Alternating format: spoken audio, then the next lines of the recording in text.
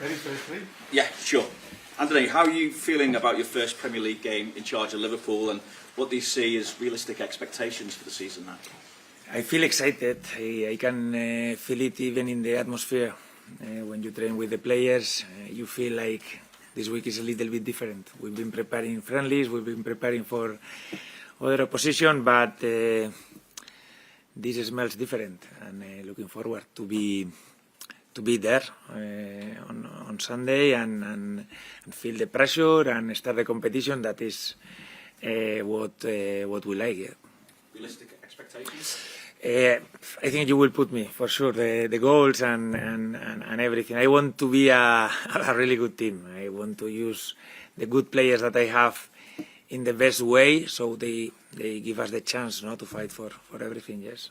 To make this a better team, we understand you still want two wide attacking options. How confident are you of doing that before the deadline, and how much of a problem is it that you've not been able to do that already? As a manager, this is easy one for me. I wanted the players for the first day, 13th of July, everyone here, all the positions doubled, top-level players, but you understand that how the competition works, that market is open and you start the competition. We have to adapt as coaches to these situations. I hate these 2 weeks or these 10 days that we have because there is a lot of uncertainty, but not in Liverpool, not everywhere, because once the market is open, but we have to adapt. Honestly, I don't spend too much time thinking on those things. I know that you will ask me a lot of questions about the market and this, but I'm focused on the game against Newcastle. That is massive for me, on using the very good players that we have right now in the building in the best way, so we can be competitive from the beginning. I think I know what will happen when I throw a couple of names at you, but Barcola, Minter, how likely are they to be the players that are brought in, but also how important to bring in a replacement for Curtis Jones? Yes, what I'm going to tell you. We cannot speak about players that are not ours. I understand the questions, and with Curtis, I think it's not still official, but there is an ongoing situation. I understood with Curtis, I talked to him in the first or second training. We talked, and I value him a lot as a player.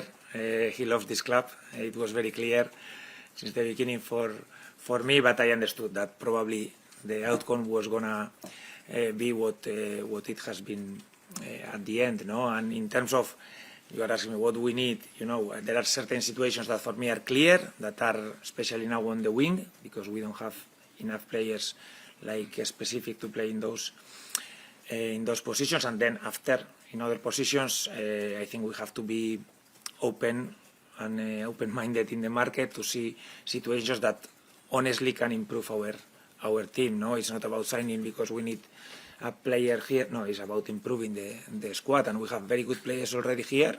So to improve our very good players, you need like a specific level players. Yes. Andoni, good to see you. You talk about possible incomings, a lot of transfer speculation. Of course, one name again linked with a move outside of Liverpool is Cody Gakpo. How motivated is he to contribute this weekend if he is called upon? Cody is performing really well. I think he has been since the first day training very well, understanding everything we need from his position. I think you can feel straight away when you talk to him, he understands the game.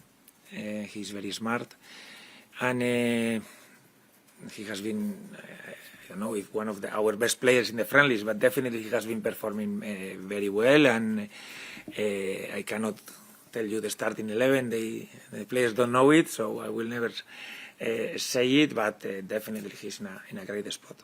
We won't tell anyone the starting 11.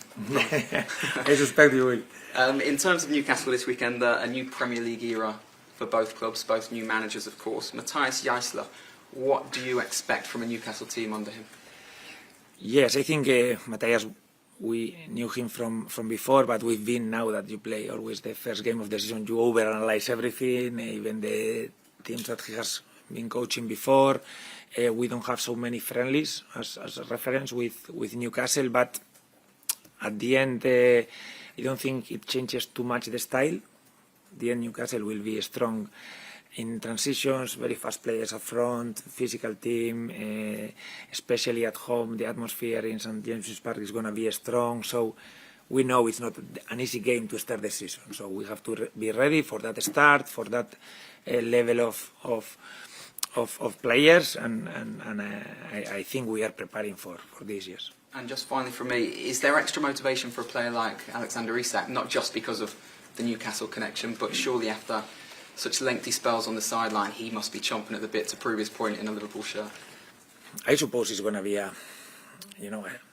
it's always special when you play against your ex-team in your stadium, the same way when I go back to play against Bournemouth, or, you always want to do well in the Premier League, and the first game of the season, I think everyone will be very, very motivated, and I think it's going to be the same for Alex. Thank you very much. Hi, Andoni. Players like Mo Salah have left, and Andy Robertson as well, Konate. A lot of experience there has gone out of the club. Are you confident that you've got the leadership qualities within the squad at the moment to carry you through? Yeah, it's true. Both of the things you said are very true. We lost a lot in terms of experience, of high-level players that have performed so well for so many years here. But I think it's also a natural thing in clubs. I think we have a lot of very young players also willing to take those minutes, ready to take those leadership roles. And overall, I'm very happy with the attitude of the players in this pre-season. Always, pre-season is easier for the managers because there are less complaints about minutes, about being out of the squad, about these things. But still, I think everyone has been very ready to understand what we demand from them. And I'm happy with the feeling I have with this group of players. Yes. And in the relatively short time that you've been here, has anything really surprised you about being Liverpool manager? No, I think a lot of things surprise you in terms of how big this club is, but I knew where I was coming. I knew that we are going in pre-season and we are more than 100 people traveling, the amount of people following us when you go down your hotel and you see the expectations, but it's lovely, and I feel the privilege of being here in this moment. Yes. Carl?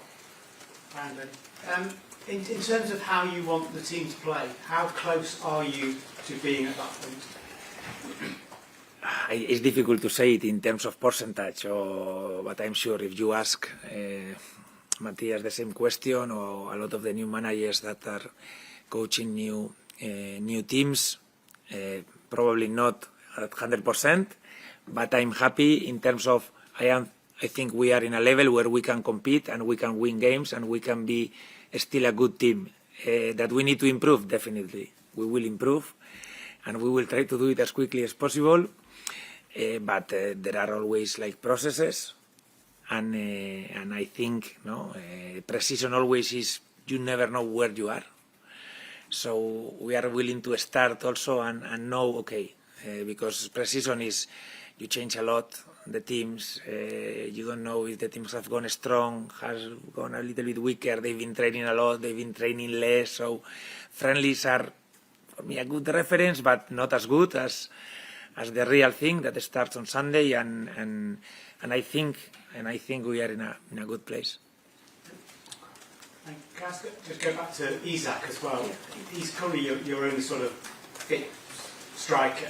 How important is it to A, keep him fit, and B, keep him as part of the plan you have for him? I think the same as other players. Alex is going to be a very important player for us this season. Right now, I think he's in a very good place. He's been training every day. He hasn't been a training session. He's been adding more and more minutes every friendly game. I think he already played a very good World Cup in terms of availability, fitness level, and I want to keep him there as much as we can, because we know his level, and if we can keep him there, he will score the goals, he will give us a lot of things. Probably my fight with him, my instructions are more in terms of without the ball, how he can help in the positioning when we are on the ball, so he can open spaces for other players. I'm not trying to focus on terms of goals, but he's a striker, he will want to score.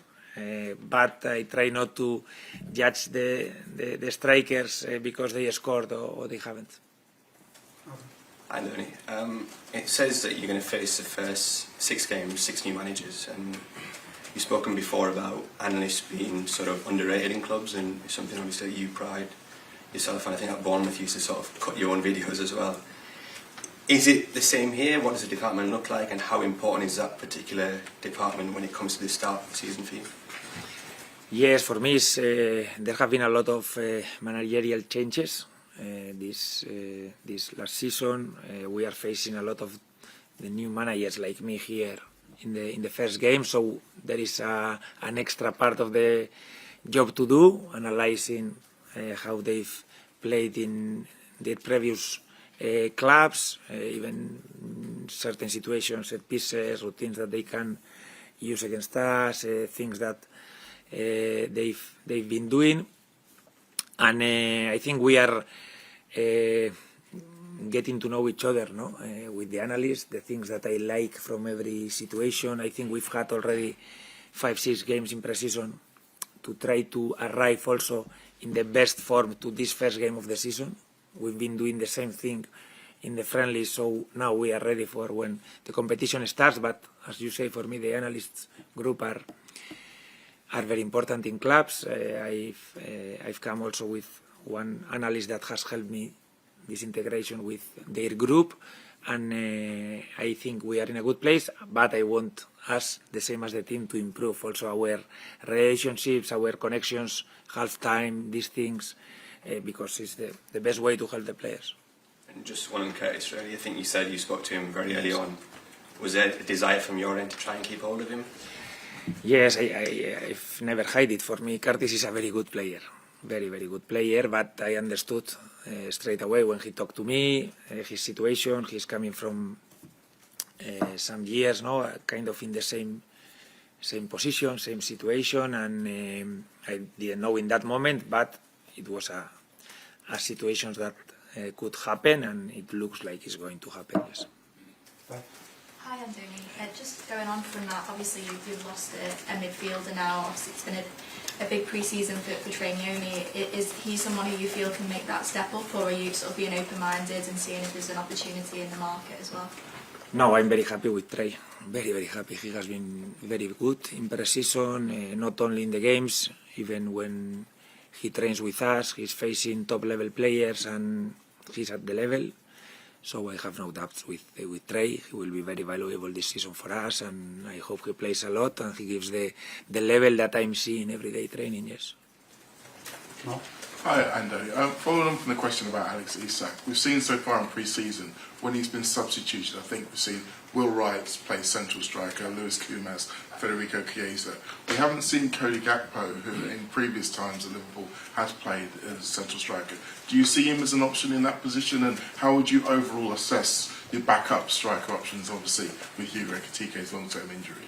Yes, I think Cody can play as a number 9. Probably in pre-season we haven't tried it because we don't have enough wingers probably, and we've prioritized that he understands what we need him from his preferred position, if you want, as a left winger. But I've been talking to him about his minutes as a 9, not only past season, because he's done it before, and in certain situations I think he could help us there in the 9 position, yes. James, last one. Andoni, let's check on the vice captaincy. Have you decided who's going to take that this season? Yes. We took a decision. Captains will be Virgil, will be Alisson, will be Joe Gomez, and Dom Soboslai. But I explained to Alisson especially that it's not going to be possible that he wears the armband, because with the new rules, I think there is a big limitation if a keeper wears the armband. Because basically, if something happens in the opposition box, the referee has to explain to the captains what's happening, or all the decisions. So I had one season with Neto in Bournemouth, and then you have to start to every game to say a different player that can act as a captain, and this is not viable. But I wanted him to feel like we value him. I've had enough time, and we will have more time to know each other, but I had to explain also the decision about the armband to Ali, because he's a keeper, and unfortunately they are putting the rules in a way that there is a lot of disadvantages to having a keeper as a captain, yes.